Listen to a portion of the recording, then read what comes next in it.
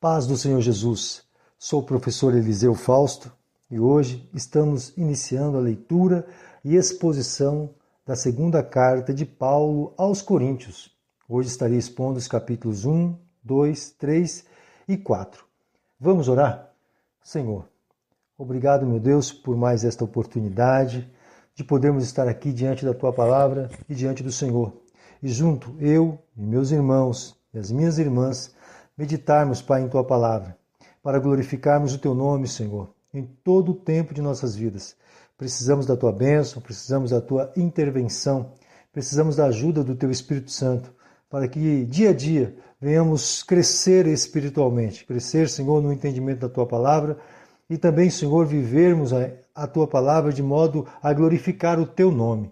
Pai, abençoe poderosamente cada um dos Teus filhos, abençoe os lares de cada um deles.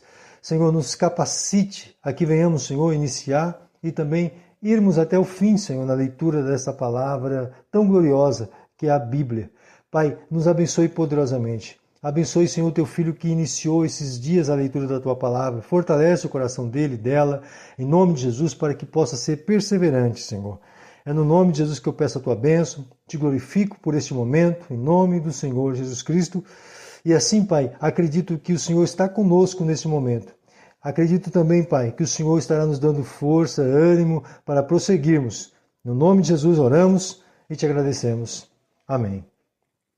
O apóstolo Paulo escreveu essa carta aos irmãos que permaneceram firmes na fé, mesmo diante de toda a tribulação externa e interna que a igreja tinha passado. Ele então os conforta nos primeiros 9 capítulos e defende firmemente seu apostolado contra os que se opunham à sua autoridade nos últimos 4 capítulos. Esta carta provavelmente foi escrita no ano 56 d.C., quando Paulo estava na Macedônia, onde se encontrou com Tito e obteve as informações de como estavam os irmãos de Coríntio.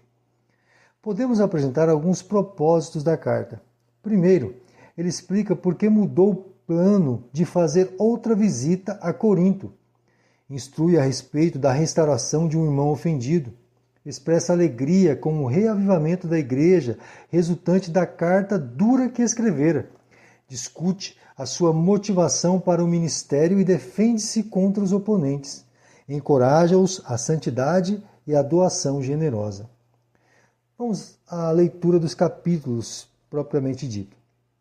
No capítulo 1, Paulo começa com a ação de graças, que nos consola, que o capacita a estender consolo para os coríntios, quer ele mesmo estivesse consolando, quer estivesse sofrendo. Consolar é responder ao chamado de alguém, caminhar junto, animar, guiar e defender essa pessoa. Sua forma substantiva, com frequência, era usada para conselheiro legal ou advogado em um julgamento. O consolo de Paulo para os coríntios ajudou a estabelecê-los na salvação. No fim da epístola, Paulo volta ao assunto do consolo. Podemos perceber pelas Escrituras que cada membro da Trindade é um consolador. O Pai, lá em Isaías, capítulo 49, versículo 13, é o consolador. O Filho, em 2 Tessalonicenses, capítulo 2, versículo 16, é um consolador. O Espírito Santo é o conselheiro. João, capítulo 14, versículo 16 e 26. O remédio para o sofrimento de todos que, como Davi, procuram consoladores, mas não encontram nenhum, é a comunhão com Deus, conforme você pode ler no Salmo 69, versículo 20. Paulo falou que passou por um período de grande angústia, o que aumentou seu senso de dependência de Deus. Muitos, incluindo os coríntios, oraram por ele durante esse período. Ele, como Abraão, confiava em um Deus que ressuscita os mortos. Paulo escrevia com consciência limpa, sabendo que seu testemunho entre os coríntios tinha sido piedoso e consistente. Ele não era indeciso, como aparentemente alguns presumiam que ele fosse. Originalmente, ele planejara visitá-los no caminho da Macedônia. Paulo interrompeu a explicação da mudança de planos para falar da fidelidade de Deus em relação à nossa salvação, santificação e segurança eterna. No capítulo 2, vemos que aparentemente, o versículo 1, indique que anteriormente ele fez uma visita desagradável a Corinto. A seguir, ele resumiu a explicação. Se fosse a Corinto, como planejara originalmente, a visita aconteceria com uma severa repreensão aos coríntios, e ele queria esperar até uma ocasião em que a visita fosse de alegria. Contudo, tinha-lhes escrito a respeito de muitos problemas. Paulo dissera para a igreja excomungar um homem que não se arrependera de sua imoralidade. Eles fizeram isso. O homem arrependeu-se, mas eles tinham se recusado a perdoá-lo. Paulo incentivou-os a perdoá-lo para proteger tanto ao homem quanto a eles mesmos. Recordando-se da angústia de não ter encontrado Tito em Troade, Paulo agradece a Deus que assegura vitória aos cristãos, independentemente de quando ou onde os problemas surgem. Ele defendeu seu apostolado contra as acusações de que o desempenhava por causa de ganho material. A presença da verdade traz tanto vida como morte. A presença de José na prisão foi morte para o chefe dos padeiros, mas foi vida para o chefe dos copeiros. A presença de Cristo na cruz significou morte para um ladrão, mas vida para o outro ladrão. No capítulo 3, embora Paulo estivesse começando a se defender, ele não precisava fazer isso, nem precisava de cartas de recomendação. Toda a recomendação de que precisava era participar do corpo e alma da vida dos seus convertidos. Os mestres judaizantes legalistas que difamavam a obra de Paulo tinham impressionantes cartas de apresentação de Jerusalém. Paulo, antes de se converter, fazia a mesma coisa. Agora, seu testemunho era, primeiramente, pessoal, vocês mesmos são a nossa carta. Segundo, permanente, escrita no nosso coração ou no vosso coração. E pública, conhecida e lida por todos. Paulo contrastou a glória temporária da lei de Moisés, a qual trouxe conhecimento do pecado e da morte, com a glória eterna da nova aliança da graça de Deus, que traz o poder da transformação interior. Quando Moisés desceu o monte Sinai com a lei, ele usava um véu sobre o rosto para que as pessoas não ficassem amedrontadas, mas também, conforme disse Paulo, para que não pudesse ver como a glória da lei estava esmaecendo. A nova aliança da graça é superior à lei, pois a sua glória, dada por Cristo, nunca esmaecerá. Infelizmente, hoje, como na época de Paulo, um véu ainda cobre os olhos da maioria dos israelitas em relação ao Messias. O objetivo de Deus é nos tornar cada vez mais a sua imagem, traduzido tradicionalmente por com glória cada vez maior. Esse processo durará toda a eternidade, mas começa agora.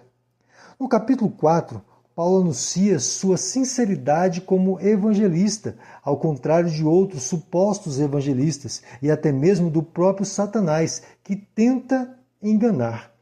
Embora Satanás mire sua luz nos olhos, cegando seus seguidores, Deus dirige sua luz para o coração e os pés para habitar e guiar.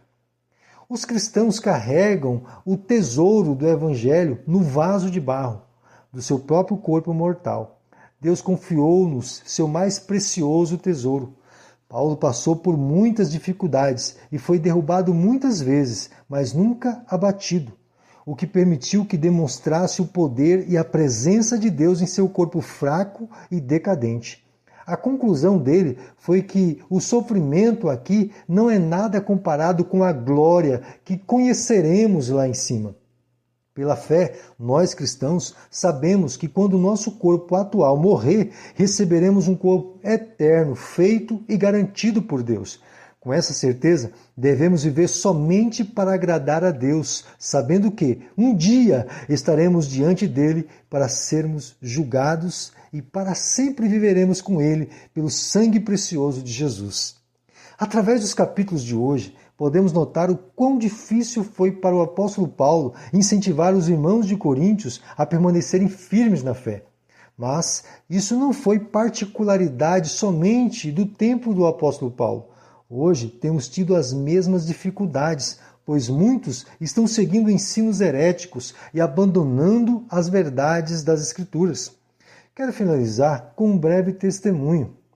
Ontem mesmo, minha irmã me enviou um áudio pedindo explicação sobre a Igreja dos Mórmons. Eu enviei uma breve explicação de como a igreja surgiu, que através da revelação de um anjo, Joseph Smith recebeu tábuas de ouro, onde estavam escritas algumas palavras, as quais deram origem ao livro dos Mórmons, e que, segundo aceita, se equipara às verdades da Bíblia. Após essa breve explicação, ela me disse que uma de suas companheiras de serviço estava abandonando a igreja da qual há muito tempo frequentava para seguir os ensinos de Joseph Smith. E no áudio, ela lamentou a triste situação de sua amiga. E de fato, é de grande lamento uma situação dessa. Mas a realidade permanece a mesma. Se não nos mantermos firmados na verdade de Deus, seremos como essa tal amiga de minha irmã. Às vezes, não se afastando da igreja que mantém as verdades da Bíblia como a única regra de fé para uma seita herética, mas podemos, de modo semelhante, nos afastar da fé para seguir nossos próprios prazeres e desejos pecaminosos. Que o Senhor nos auxilie e nos proteja de cair em tais contradições. Aqui eu finalizo, esperando você amanhã, querendo Deus.